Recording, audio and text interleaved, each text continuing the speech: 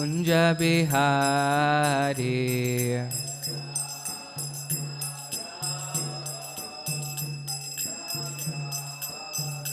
Jaya Gopi Jana Vallabha Girivaradhari.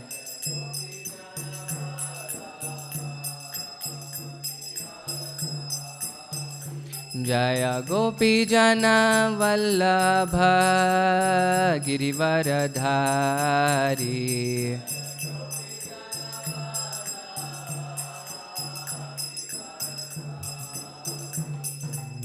Yashoda Nandana Braja Janaranjana. Yashoda Nandana Braja Janaranjana.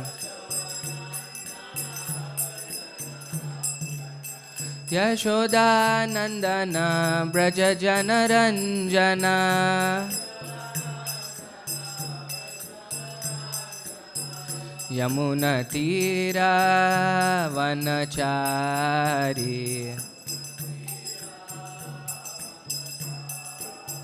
Yamuna Tira Vanachari.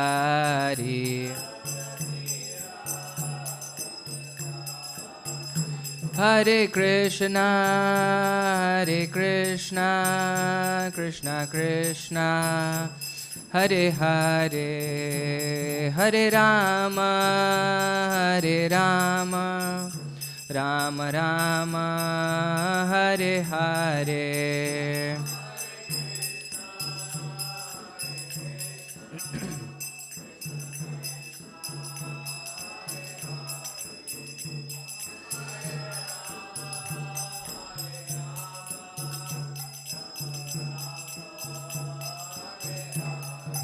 Hare Krishna,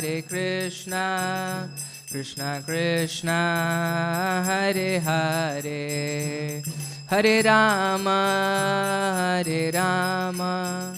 Rama Rama, Hare Hare.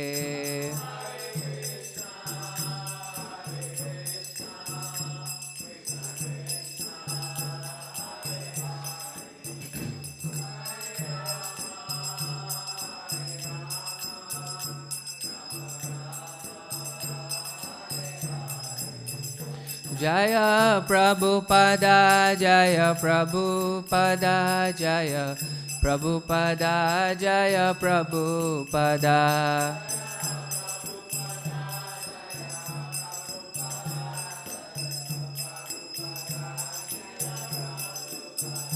Jaya Jaya Prabhupada, Prabhupada, Prabhupada, Jaya Jaya Prabhupada.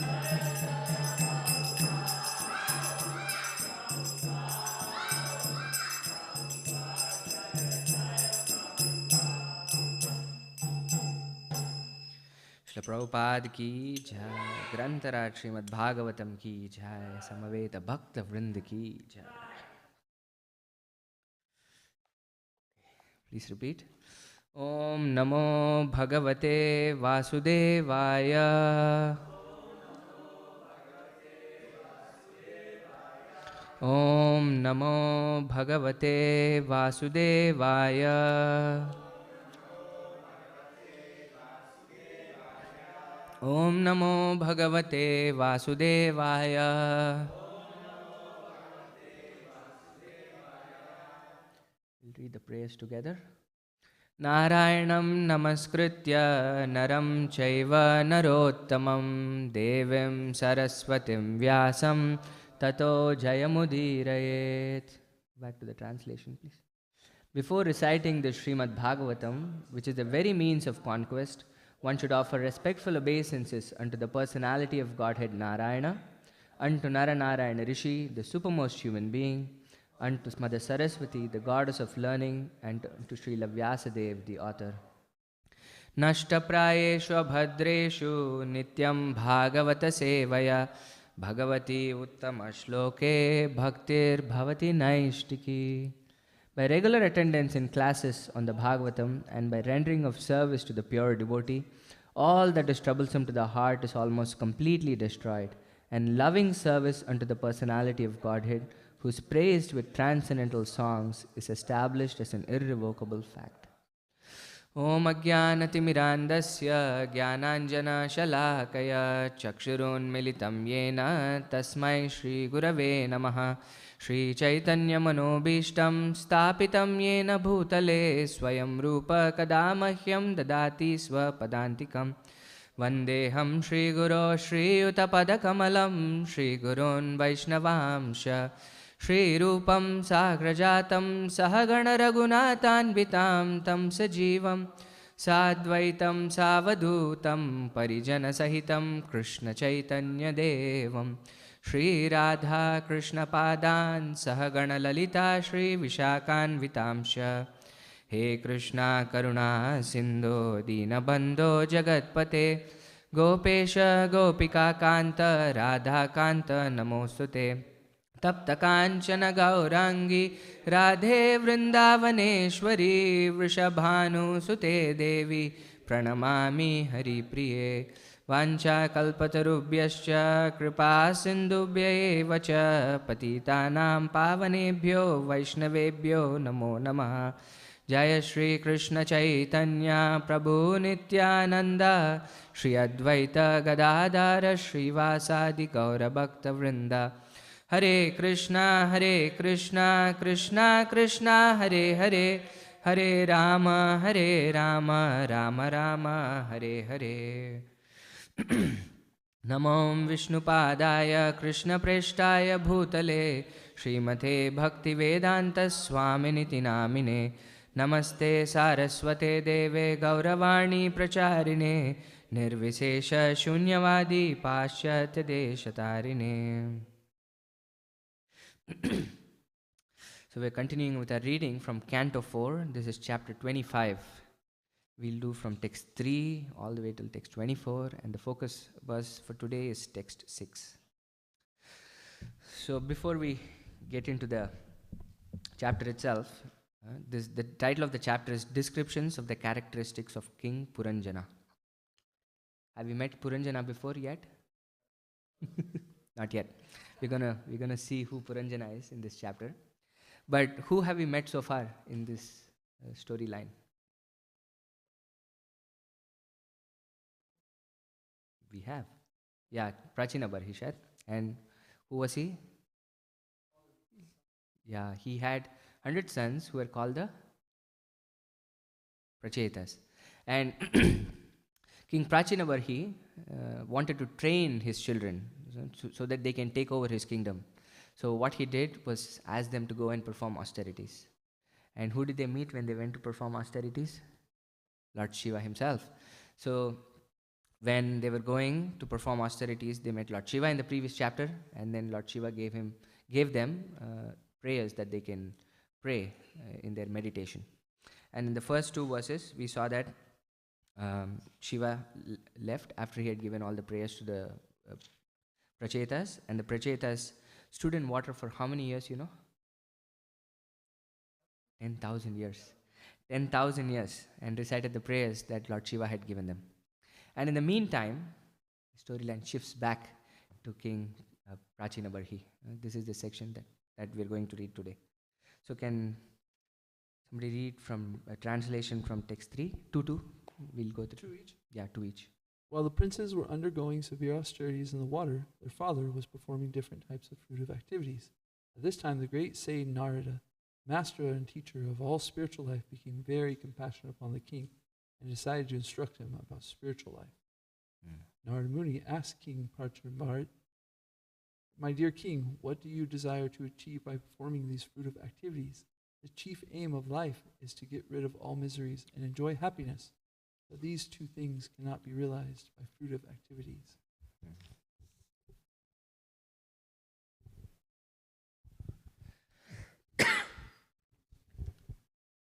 The king replied, "O great soul Narada, my intelligence is entangled in fruitive activities. Therefore I do not know the ultimate goal of life. Kindly instruct me in pure knowledge so that I can get out of the entanglement of fruitive activities.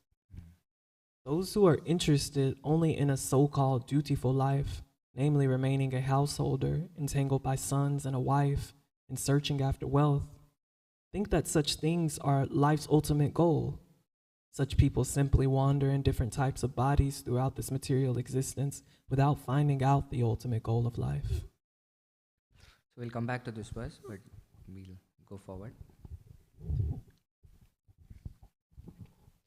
The great saint Narada said, "O ruler of the citizens, my dear king, please see in the sky those animals which you have sacrificed without compassion and without mercy in the sacrificial arena. All these animals are awaiting your death so that they can avenge the injuries you have inflicted upon them. After you die, they will angrily pierce your body with iron thorns."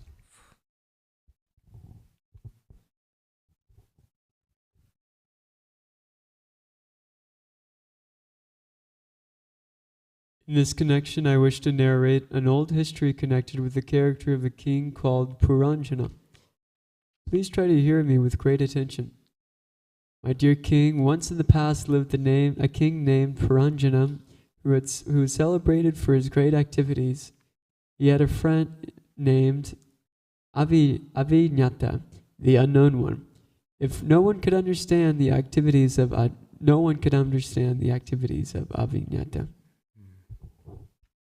So now Narada Muni is starting to tell this description of Puranjana. Text 10.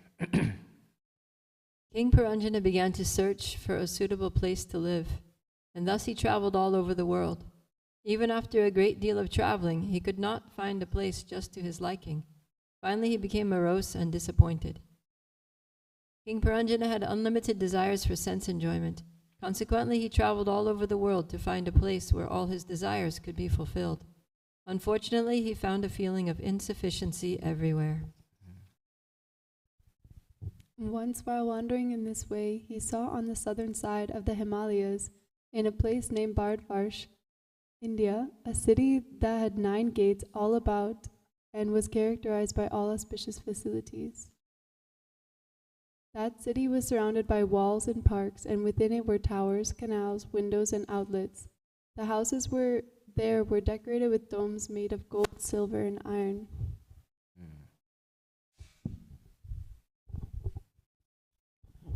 The floors of the houses in that city were made of sapphire, crystal, diamonds, pearls, emeralds, and rubies. Because of the luster of the houses in the capital, the city was compared to the celestial town named Bhogavati. In that city, there were many assembled houses, street crossings, street restaurants, gambling houses, markets, resting places, flags, festoons, and beautiful parks. All these surrounded the city. You can read 2 verses each. That way we still have a few more to go. On the outskirts of that city were many beautiful trees and creepers encircling a nice lake.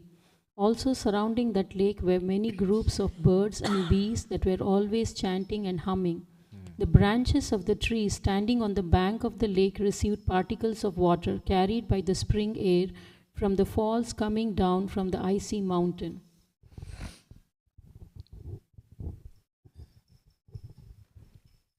Isn't the city nice? With all the descriptions. In such an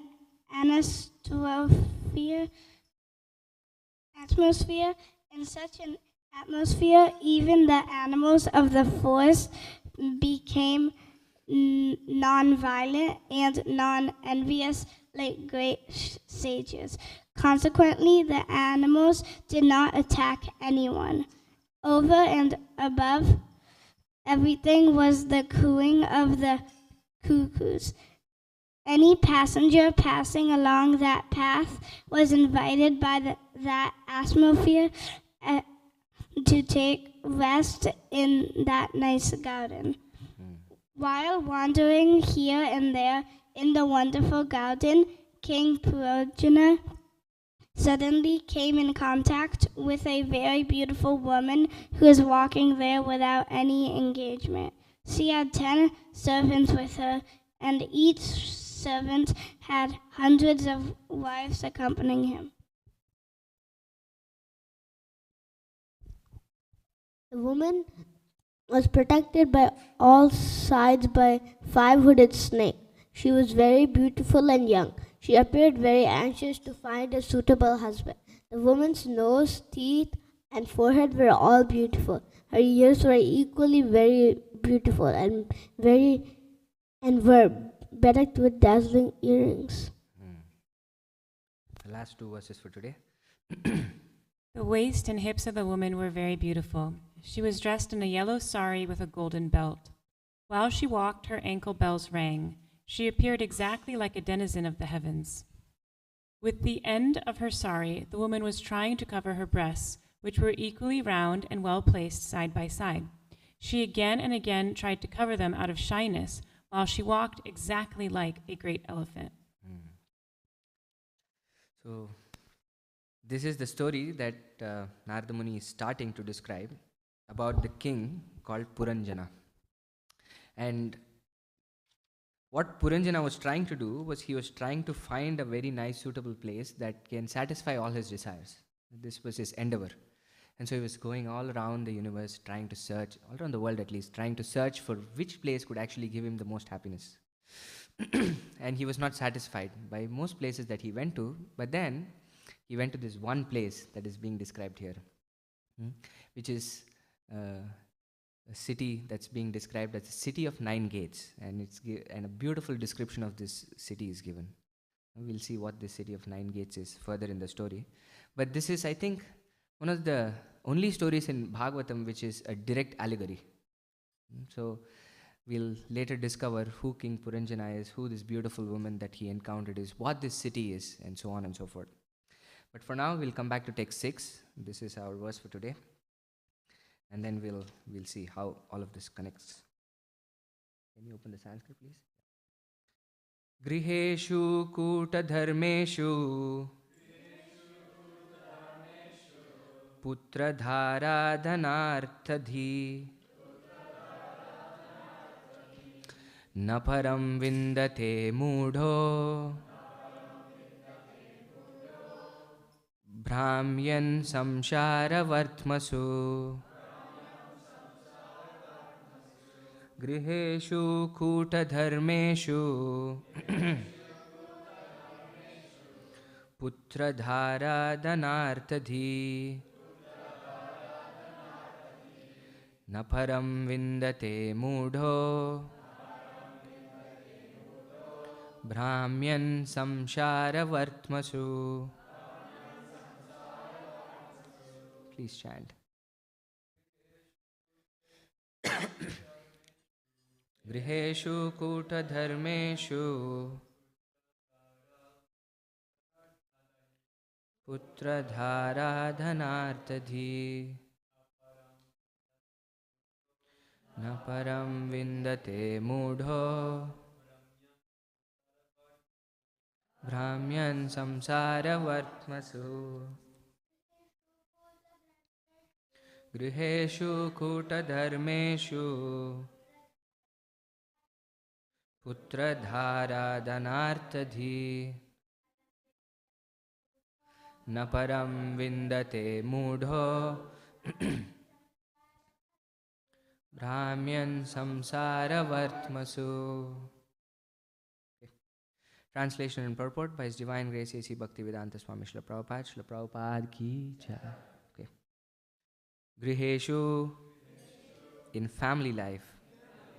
Kuta dharmeshu, in false occupational duties.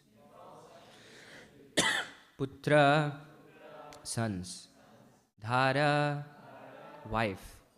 Dhana, wealth. Artha, the goal of life. Dhi, one who considers. Na, not. Param, transcendence. Vindate, achieves. Mudha, rascal. Brahmyan, wandering. Samshara, of material existence. Vartmasu, on the paths. Translation. Those who are interested only in a so-called beautiful life, namely remaining as a householder entangled by sons and a wife and searching after wealth. Think that such things are life's ultimate goal. Such people simply wander in different types of bodies throughout this material existence without finding out the ultimate goal of life. Purport. Those who are too much attached to family life, which consists of entanglement with wife, children, wealth, and home, are engaged in kuta dharma, pseudo duties. Prahlad Maharaj has likened these pseudo occupational duties to a dark well, Andhakupam. Prahlad has purposefully spoken of this dark well because if one falls into this well, he will die. He may cry out for help, but no one will hear him or come to rescue him. The words Brahmyan Samsara Vartmasu are significant. In Chaitanya Charitamrita, Madhya Leela 19:151, Sri Chaitanya Mahaprabhu very clearly explains Brahmanda Brahmite Kon Bhagyavan Jeev. All living entities are wandering in different types of bodies throughout different planets. And if, in the course of their wanderings, they come in contact with a devotee by the direction of the Supreme Personality of Godhead, their life becomes successful. Even though King Prachina Barhishat was engaged in fruitive activity, the great sage Narada appeared before him. The king was very fortunate to be able to associate with Narada, who enlightened him in spiritual knowledge. It is the duty of all saintly persons to follow in the footsteps of Narada Muni and travel all over the world to every country and village just to instruct illusioned persons about the goal of life and to save them from the entanglement of karma bandha, fruitive activity. So this is Narada Muni speaking. So if you look at the previous few verses, we can see what King Prachina Barhishat was doing. When his sons Prachetas were off to perform austerities, what was King Prachina Barhishat doing? What does the Bhagavatam say? We just read. Yeah, he was performing sacrifices. He was performing sacrifices, which is an okay thing, not a bad thing. But what was he doing the sacrifice for? He was doing the sacrifice for fruitive activities. This was his intention of performing all those sacrifices. Now, what does fruitive activities mean? Does anybody know?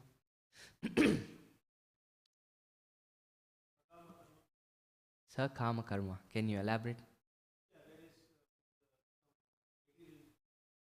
Yes. You're performing your actions, activities, but it is sakama, means you have some desire for your own gratification that's there.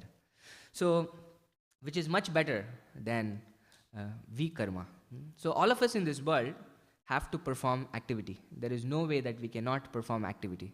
We have to perform action in this world. This was Arjuna's question in the Gita also, right? This was his conundrum, to whether do his duty to perform action or to renounce everything and just be. What was Krishna's answer to it? Can we just be without performing any action? It's a 50% chance of you getting right. It's a yes or no question. How many of you think we can just not perform any activity and just be? So all of you think the other way, that we have to perform activity, right? Yeah, this is Krishna's answer also, that we cannot be inactive in this world. And so somebody who actually tries to be renunciate in this world, and to not perform any action in that sense, what does Krishna call them? Do you know? No?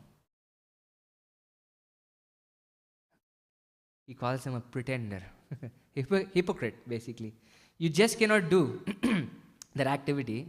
You just cannot be inactive, but you're trying to be. So the conundrum is, how do we act in a proper way in this world, right? So you can, it is clearly established that you have to act in this world. So one way of acting in this world is, I can do anything that I want to make myself happy. It doesn't matter how I perform that activity. I'll go to any extent to make myself happy. This kind of activity is called what, you know? First, is it good to act in this way? No. So Krishna calls this kind of activity as vikarma, something that's not really appropriate. It's not good for us. Not following the framework of the scriptures and acting in our own ways to get whatever we want.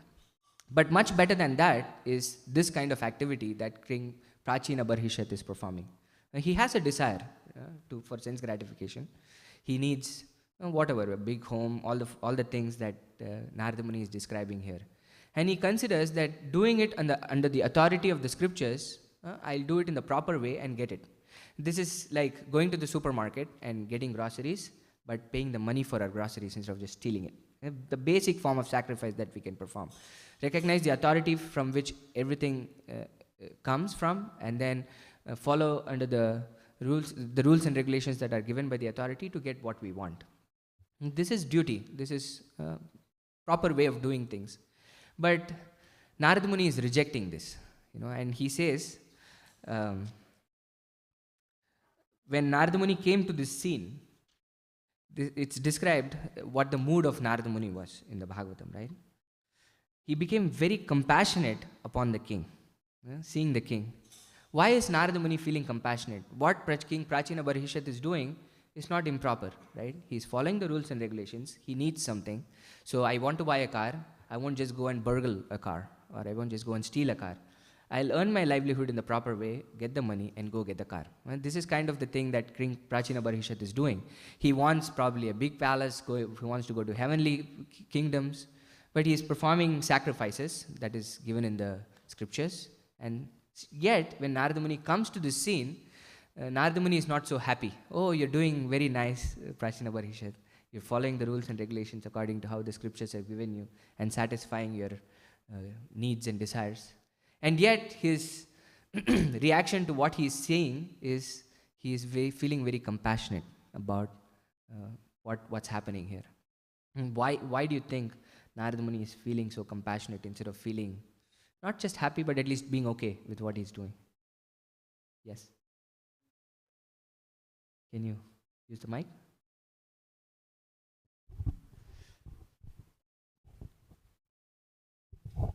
Because the king is entangled in endless wheel of birth and death. Yeah, he's entangled in samsara. So can you elaborate how this entanglement happens? Because he's accumulating karma. His activities is good karma, but it's still karma. Yeah. We have to stop accumulating karma if we want to break the cycle. Correct. So we have to act in this world, right? And a result of us acting in this world is we get what we call karma. Actually, karma is just activity. As a result of our activity in this world, we either get good results or bad results, depending on the actions that we perform. So this is a very problematic situation, right? King Prachina Barhishat is trying to do the right thing, and yet he is going to be entangled by the very thing that he thinks is going to give him pleasure or going to give him happiness. This is why Narada Muni feels very compassionate for him. Especially, Narada Muni is pointing out to one feature of his activity. The main thing that King Prachina Barhishat has been doing is performing a lot of sacrifices. And these sacrifices, it's not performed a lot now, but in the previous ages, these fire sacrifices were performed. And at the end of these fire sacrifices, they would sacrifice an animal actually.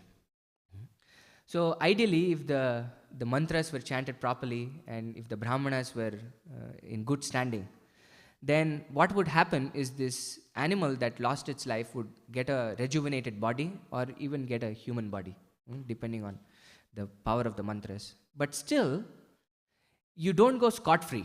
And this is the point. That even though the animal that you're sacrificing is getting a better body or is getting a human body, you still have to face the consequences of the action of killing an animal. This is what Narada Muni is pointing out. Look at these animals that are there in the sky. They're just waiting for you to die. And then when you die, what are they waiting for?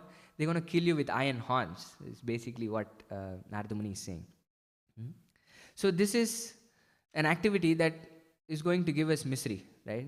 But even good activities, say I give charity to people or I do something good for people, thinking this will give me some happiness, that is still binding, Krishna says. So as a result of this, we have to come back to experience the consequences of either our good actions or our bad actions. This is the problem with acting in this world. So it's a very peculiar problem that we have, right? We are here in this world, and Krishna says you have to act. You cannot just not act in this world. And yet, if you act in this world, you are completely bound by those actions. Either you get good results of your actions or bad results of your actions. Either way, you are bound by these actions. So what is the solution? You cannot not act, and at the same time, if you act, you are completely bound in this samsara. And especially, we think in this world, this is what Prahlad Maharaj, Prabhupada is quoting Prahlad Maharaj also, is that and not in this specific verse, but I think it's Rishabh Dev says the very essence of all actions in this world stems from the attraction between a man and a woman. This is the very basis of all activity in this world, in any living entity, in any species of life. And as a result of that attraction between a man and a woman, we start building on things. How we start building on things? We start to build a house, and then we expand our family, we try to get more wealth. And then this goes on in this principle of janasya mohoyam aham mameti. This goes into this principle of me and mine. My wife, my husband, my home, my son, my daughter, my whatever possessions that I have. This entire life starts focusing on me and myself and my family and my extended possessions. And we think protecting all of them and doing things in the right way will actually give me happiness, right? Taking care of my wife, she'll take care of me, I'm going to have nice sons and daughters and they'll give me happiness, this wonderful home that I have will give me happiness, this nice car that I have will give me happiness. So the entire world is functioning based on this idea of janasya mohoyam aham mameti. And as a result of this, what happens is that there is a hard knot, it says hridaya granthi, a knot that's formed in our hearts. And it's a very difficult knot to cut. This attraction that we have, or this attachment that we have for our spouse or our children or our possessions in this world. So therefore, by performing activities, we think they'll give me happiness, and it binds us in this karma, this cycle of birth, death, disease and old age. And this is what happens. Because of our activities, we accumulate what we call as karma, and to experience that karma, we take a body. We are born. And when we are born, this natural cycle continues. When we are born, we have to grow old, and in the meantime, we have to go through so many diseases, and then eventually we die. But because in this duration of birth, death, disease and old age, we have again committed more activities, we are bound up more again. And then this is a very vicious cycle actually. It's a very hard cycle to actually get out of. So when we are in this cycle, and especially here, Prahlad Maharaj is, and for this situation of King Prachina Barhishat, he's a grihastha, he's a married man, and he has sons, and he has a nice palace. It can become very, very entangling. And it's a very dramatic example that Prabhupada quotes of Prahlad Maharaj describing grihastha life. How does he describe grihastha life? Yeah, a dark well. Andakupam. It's actually a dark well. And Prabhupada goes on to explain why it's a dark well. Because once you fall in a dark well, nobody can actually see that you've fallen in the dark well. And even if you shout from the dark well, nobody is going to really hear you, because nobody is seeing that there is a well there. They cannot really recognize, oh, where is this sound coming from? And this is the situation of actually Grihastha-ashrama. If Grihastha-ashrama is all about how Narada Muni is describing it. Narada Muni is describing it in very specific ways on how it can become a dense, dark well, right? If we are only interested in so-called beautiful life, and what is this beautiful life that he is describing? Remaining a householder and entangled by sons, wife, and searching after wealth. If the purpose of our, give me a minute, the purpose of our entire grihastha life, if it's just about enjoying the opposite sex and trying to gain more wealth and trying to be comfortable, then it is just like a dense dark well, because we're completely bound up by it, and we're going to suffer because of such actions and activities.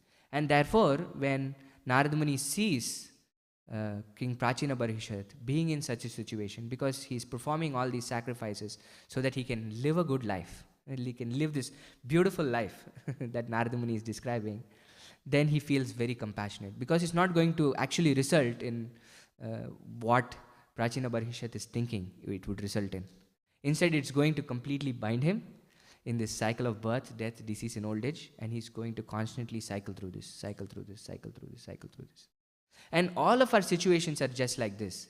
It might not be in the scale of Prachina Barhishat, but all of us in this material world are here so that we can derive happiness in this world. Just like how Narada Muni describes Puranjana, another king. He's trying to gratify his senses, and he's trying to go from one place to another place to another place to another place to see if this will give him happiness, that will give him happiness. And yet his situation is that he's feeling very morose. It's not really satisfying him. And Prabhupada is quoting this famous verse from Chaitanya Charitamrita in his purport, Brahmande Brahmite Kon Bhagyavan Jeev. That all of us are wandering like this. And not just in this world that we are here, we're going from one place to another place, but Brahmande Brahmite Kon.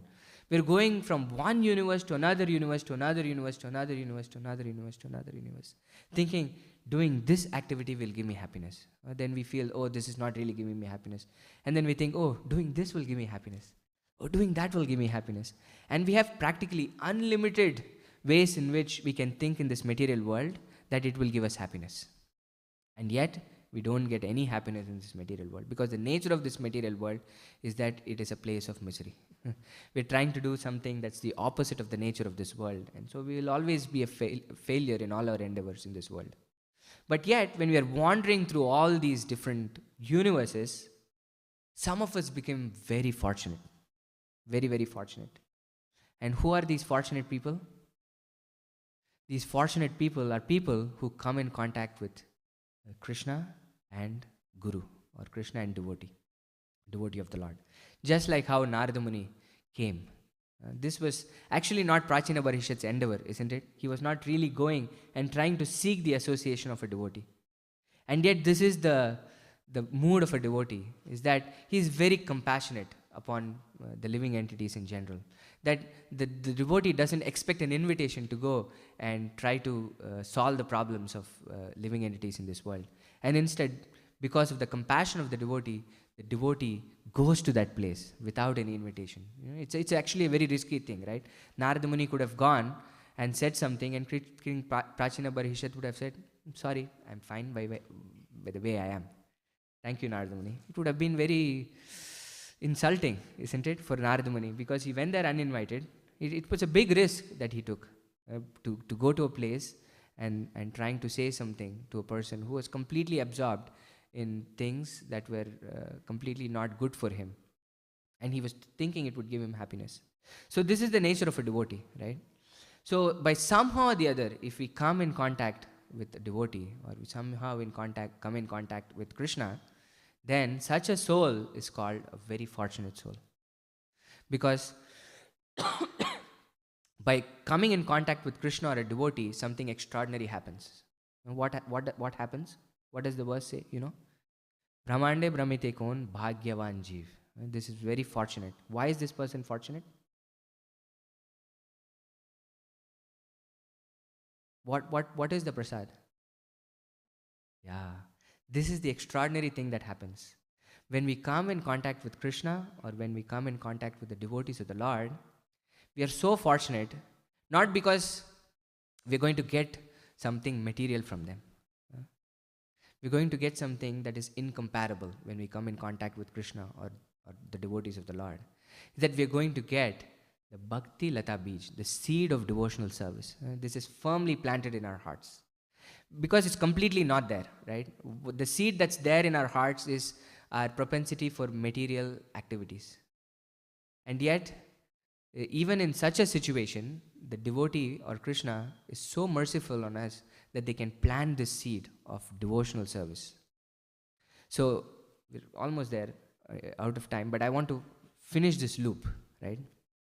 So, we were speaking about activity. So we cannot stop acting. At the same time, we start acting. And when we act, we are constantly bound in the results of our actions. So how do we act properly in this world? What is the proper way to act in this world? Do you know?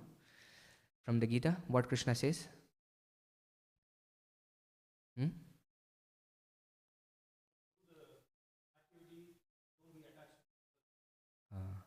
That's just not enough.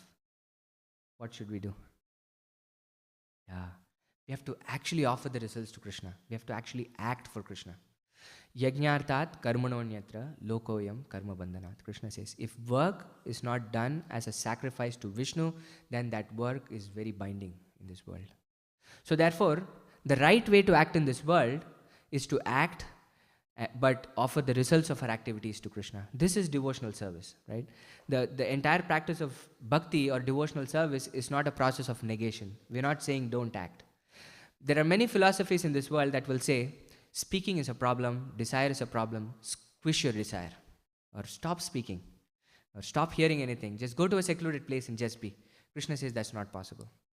So the right way Krishna says we can act in this world is do the activity and offer the results to Krishna, or do the activity for the satisfaction of Krishna. This is the definition that Narada Muni gives for devotional service. Right? Do you know what the definition is that Narada Muni gives?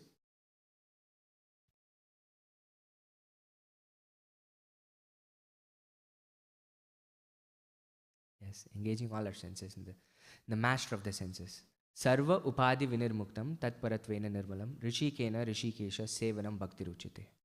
Actually, when we perform all our activities in this way, rishikena rishikesha sevanam, when we use all our senses in the satisfaction of the master of the senses, Krishna is called Rishikesha. Rishikesha means he's the master of the senses.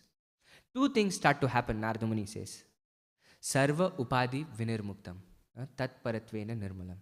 All of us have so many upadis. Upadis means designations. I'm a man, I'm a woman, Indian, I'm an American, I'm an engineer, a doctor, so many things, I'm a father, like that.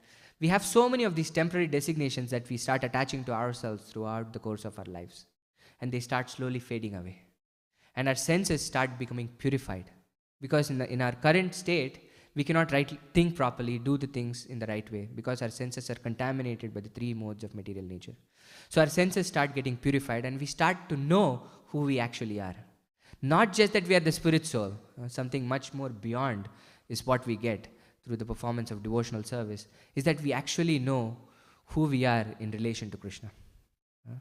What our relationship with Krishna is, who Krishna is.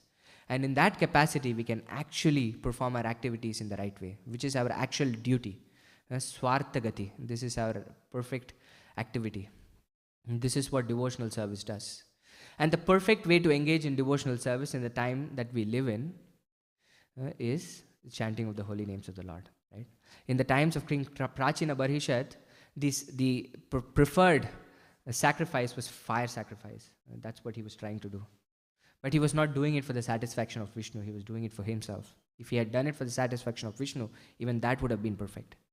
And for the times that we live in, the best form of sacrifice that we can perform is Sankirtan, to chanting the holy names of the Lord.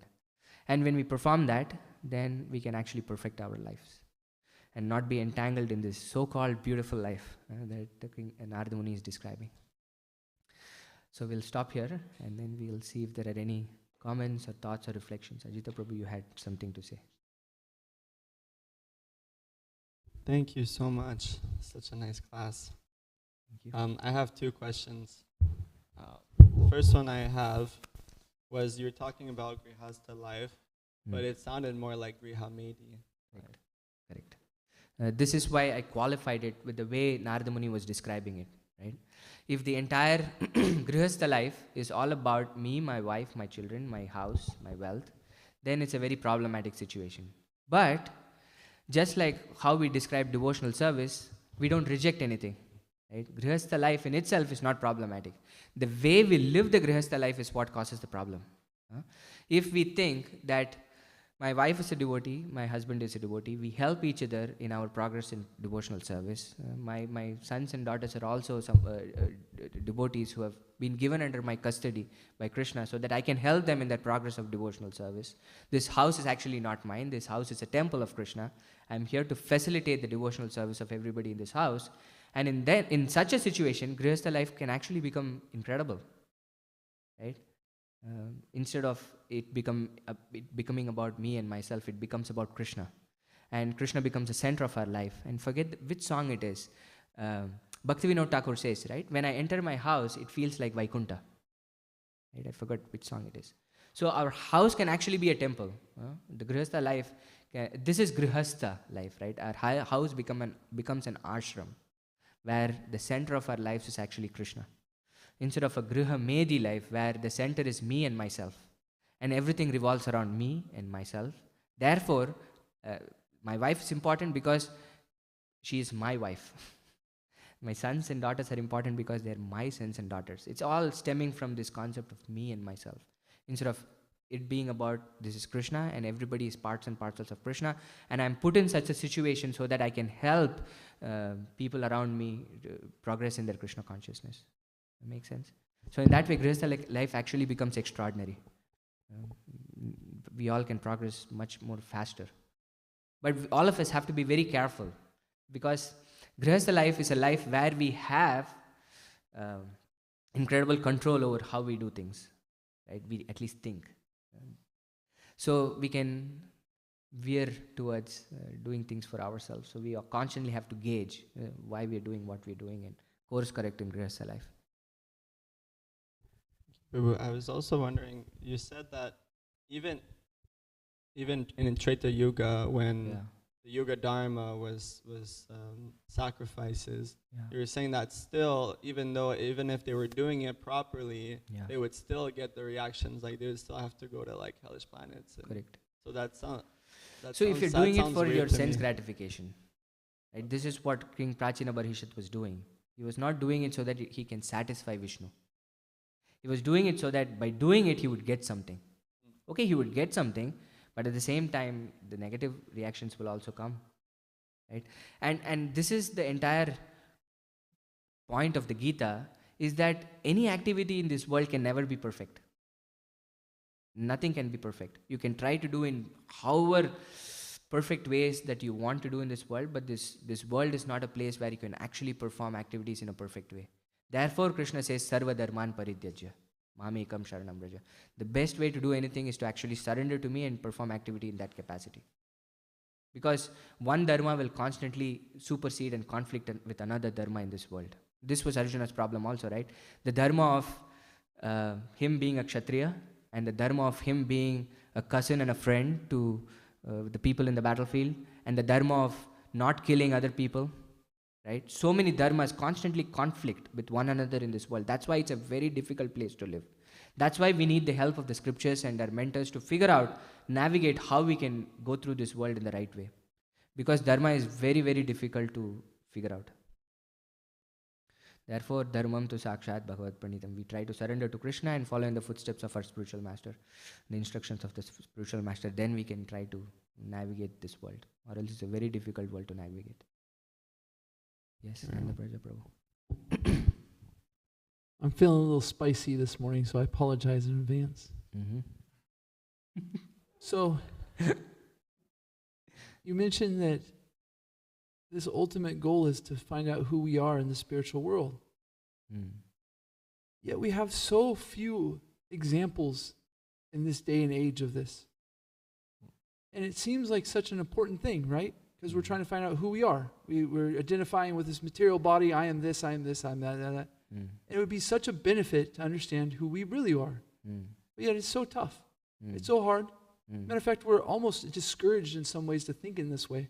Like, of who we are, being eager to figure it out in some ways, shape, or form. I'm not saying that's... So I'm wondering, help me understand this. Help me understand why it's so hard. We discourage it almost to certain ways of trying to figure it out. And yet it would be such a big benefit for us to understand who we truly are, be free from our bodily designations. Yeah.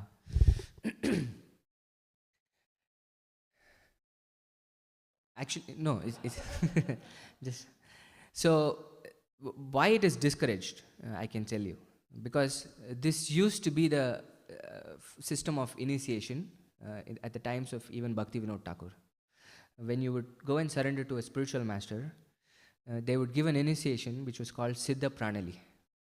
The spiritual master will tell you, Nanda Braja Prabhu, you are this in the spiritual world. And then your entire sadhana or spiritual practice was completely around that identity with Krishna. Say, for example, you are a peacock in the spiritual world, and then you are serving Krishna as a peacock in the spiritual world, and this is your relationship. So the spiritual master will give you practices on how you can serve as a peacock in the spiritual world. Okay? So what happened was people started taking this and using this in a very concocted way. They would start acting like peacock in the body that they had and start making sounds like peacock or whatever. And this is called sahajiya or prakrita sahajiya actually. They were taking something that was very, very extraordinary and making it very materialistic.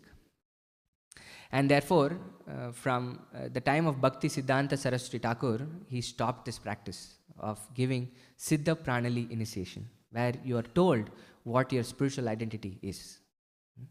And yet, the ultimate goal of spiritual life is what? Why do we practice bhakti? Krishna Prema. We want to love Krishna. And all of us have an identity, a specific relationship in which we love Krishna. Right? So the entire process of devotional service is ultimately to love Krishna in that particular relationship that we have with Krishna. So what Bhakti Siddhanta Saraswati Thakur did, after noticing that people were being frivolous, without taking, being serious about what they were given, he stopped this and said, I'm going to stop Siddha Pranali initiation. Just chanting of the Hare Krishna Mahamantra will eventually purify you, and we will know what our identity is. This is the reason behind why we are not told directly what our identity in the spiritual world is, because we are not there where we can handle it. And we can start completely going in the opposite direction of what the intended purpose of giving us that was. But it is hard because of our conditioning in this material world. And this is what it is, right? We have been in this world for millions and trillions of lifetimes, and every activity that we want to perform is for our own satisfaction. Therefore, performing bhakti is so hard and difficult. Chanting the holy names of the Lord is so hard and difficult. So that's why initially it is hard, because of all the anarthas that we have built over lifetime after lifetime after lifetime. For some people it's easy, for some people it's hard, depending on where we are in our progress in spiritual life. But if we stick to this process of devotional service, we will come to this point of bhava and prema. Right? This is the ultimate goal, where at the stage of bhava, we are completely out of the material modes of nature, and Shuddha Sattva enters our heart softens, and then now we are able to move. If we hear something about Krishna, our heart actually can move, and we can start feeling all the ecstatic symptoms of devotional service. It will come, but if we stick to this process, right? Sometimes it is hard, yes, but it's not that it's a linear process, right? We have this process of Adav Shraddha, Tata Sadhu Sangha, Bhajana Kriya, Anartha Nivritti, Nishta Ruchi, Ashakti, Bhava and Prema. We still get some Ruchi. That's why we are still continuing our practice of devotional service. We still, our anarthas fade away. We can look back. Whenever things, this is what I heard Chaitanya Charan Prabhu. It's been very useful for me once. He said, when things are very hard for us, we should look back and see how far we have come from where we are. Right? We all know where we started our devotional service from and where we are now. And if you've been practicing for a few years, there are definitely things that we have improved on. Right? We should feel encouraged by it.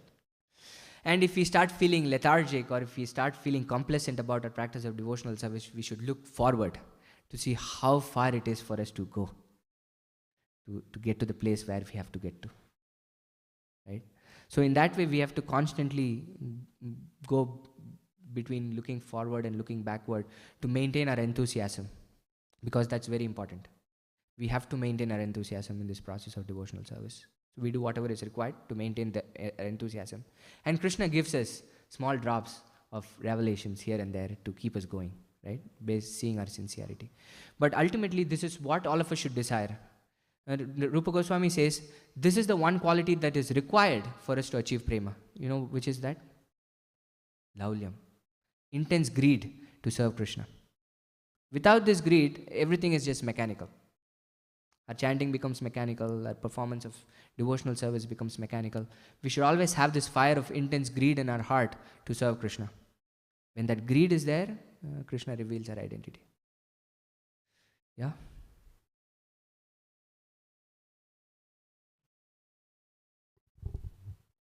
I appreciate the answer. Yeah?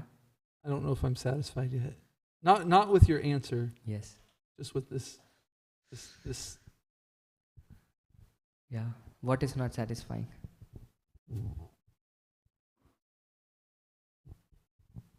We should not be discouraged from it. This is my point. Yeah. We should not be discouraged from the goal of Krishna consciousness, which is actually to discover identity with Krishna. Why are we discouraged? We should not be discouraged from it. But the way to do it is through Vaidhi Bhakti and then eventually Raganuga Bhakti. If we start doing it the opposite way, then it's a problem. That's why people discourage it, right? You start thinking, I am this in the spiritual world, and start acting in that way without actually being there. That's a problem. If we start following Vaidhi Bhakti, according to how Rupa Goswami gives, the 64 limbs of Bhakti, at least follow the top 5, then we'll be purified and eventually spontaneity will spring in our heart. Okay, now you ask your question. Why you're not It's not a satisfied? question, it's just you asked me, why Why? am I not satisfied? Yeah. Yeah. Yeah. And I would say, because we're struggling here in this material world. It's so tough, you Yeah. know? And we have a little bit of sincerity that we're here listening to Srimad Bhagavatam, we're coming, chanting our rounds and stuff, but there's a little sincerity there. Yeah, Yet it's so tough.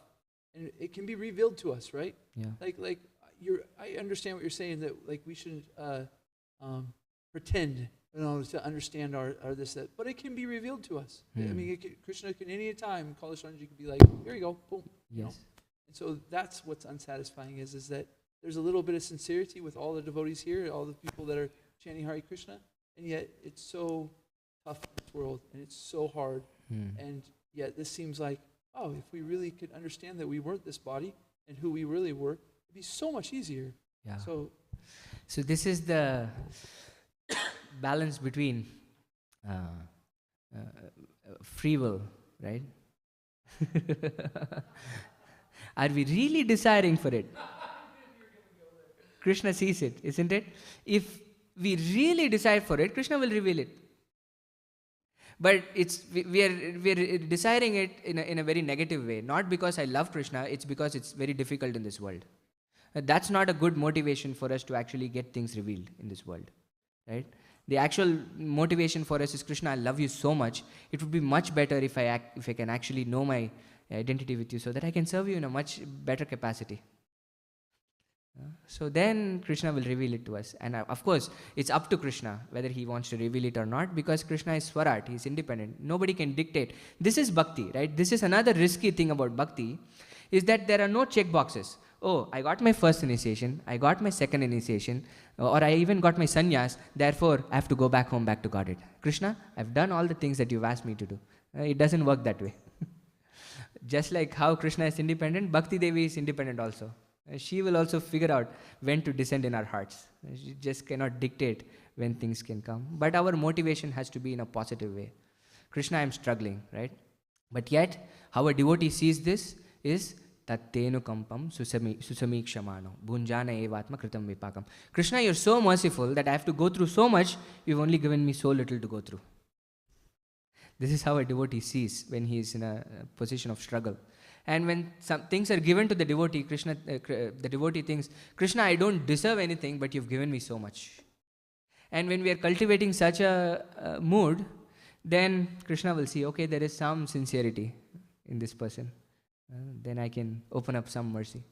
But our spiritual master says, every single round or every single mantra of the Mahamantra that we chant is as a result of the mercy of the devotees and Krishna. The mercy is there. That's why we are still here. In spite of all our struggles, if we are still here after so many years, it means we've done something right and Krishna is pleased and he is merciful to let us stay. Right? We should be encouraged by that. How many people stay? It is said, I think in our society, people leave within the first 7 years. Many, many people. They did a statistics. How many years have you been in Krishna consciousness? Many, many years. You've been in touch with the devotees. You're still here. You're still serving Krishna. You're still listening to the Srimad Bhagavatam. You're still chanting. It's a very encouraging thing because Krishna is pleased. That's why you're here. Without Krishna being pleased, none of us can be here. You're here in the Dham. right? It's not an ordinary thing. Yes, Gokulananda Prabhu. Yes, and then Mataji. I was just thinking, like Prabhupada used to say, first you go to the spiritual world and then find out. He said, our goal is to think that we are Jivera Swarupa Krishna Nitya Das. And I was thinking about this, like many Indians, their dream is to go to America. They want to come to America. That's their goal. Yes. So let's, think from different perspective. The goal, going to spiritual world, and goal coming to America. So once you have the goal on your mind, then what will be my position? What will I be doing, right? What kind of job? There Yes. could be a number of things that I could be doing after coming to America. Yes. So initially, at least, Correct. the basic thing should be there. I need to go to America. And once I come to America, then probably everything will be revealed. Yeah. And actually, even before that, things are revealed to us. When we are prepared to go to America, or the spiritual world in this case, Krishna actually reveals us who we are and what we do. Yes, Mataji. Thank you for your class, Prabhuji. Every time it helps go deeper. My question is, when do we go from the stage, okay, this is Dukkhalaya Shashvatam, I cannot handle any more, Krishna, I want to come to you, to Krishna, I really love you, I want to come to you. So when that transformation occurs, is there any hope?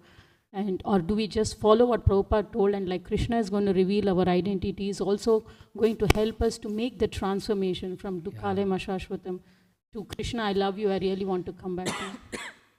Actually, feel like any it's progress can happen only if we come to the point of Nishta. If we are very stable in our practice of devotional service over a long period of time, we actually get the taste of devotional service.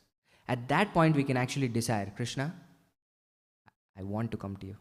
This is what I really want. The actual taste of devotional service happens at the stage of, we can get it at the stage of Nishta. So it depends on where we are. We come to the stage of Nishta sooner rather than later for most of us, depending on our anarthas, but we keep going. And if you look at the entire thing in the perspective of eternity, everything that we're doing is like probably a snap of a finger. For us, it looks like a very long time. The time that we are away from the spiritual world is probably a moment when you compare it with eternity, right? But in the situation that we are in, it feels very hard. But we should try to come to the point of Nishta, which means we are waking up early every day, we are attending the Mangalarti, we are chanting our rounds regularly, all of the things that Prabhupada asked us to do, then we can actually taste devotional, actual ruchi of devotional service. Then we cannot leave anything. At that point, we have tasted a higher taste, right? Raso vargyam rasopyasya. The lower taste won't really matter to us. Right now, we haven't really tasted the higher taste. That's why we still think this will give me happiness, that will give me happiness, that will give me happiness. But once we taste Krishna Bhakti, there is nothing like it. We all have a taste of it. That's why we are here, right? But that is so intense and concentrated. At that point, no going back. Even though we have realized there's nothing in this material world is going to give happiness other than Krishna, but still, how do we go to that mood? We have not realized, that's the point. If we have realized it, our activities would be in a completely different way. I'm generalizing it, not you. I'm speaking for myself, right? I still think having a nice car would make me happy, or fixing my house in nice ways would give me happiness. So many different ways where I'm thinking things other than Krishna consciousness will actually give me happiness. I have not realized it. Once we realize it, then nothing will bother us in this world. We get into this place of Sitadhir Muni that Krishna describes, right? And these dualities won't really affect us. So that's a yardstick. Bhakter Pareshanubhavam Viraktiranyatra. Last thing. So when we are performing devotional service, Bhagavatam says 3 things simultaneously happen, just like how we are eating food. When we are hungry, when we eat food or eat prasadam, 3 things happen, right? Our hunger is gone, and we are satisfied, and our body is nourished. Similarly, when we are performing devotional service, 3 things simultaneously happen. That our material hunger goes away, we are completely satisfied, and we are nourished by the practice of devotional service. So it happens. If you look back, so much of of your material hunger would have faded away. So the process is working. We have to be, utsahan is not enough. Nishchayat and dhairyat. We have to be determined and also be patient. Then it will help us. We cannot be impatient in this process. We have to be a little patient. Krishna is working the magic. Just have to be patient for him to do it. Yeah. We should stop now. We're way over time. Thank you all so much for attentively listening. Grantraj Srimad Bhagavatam ki jai, Srila Prabhupada ki jai. Mancha kalpatarubhyasya kripa sindhubhe vacha patitanam pavanebhyo vaishnavebhyo namo namaha. Anantakoti Vaishnav Vrindi ki jai.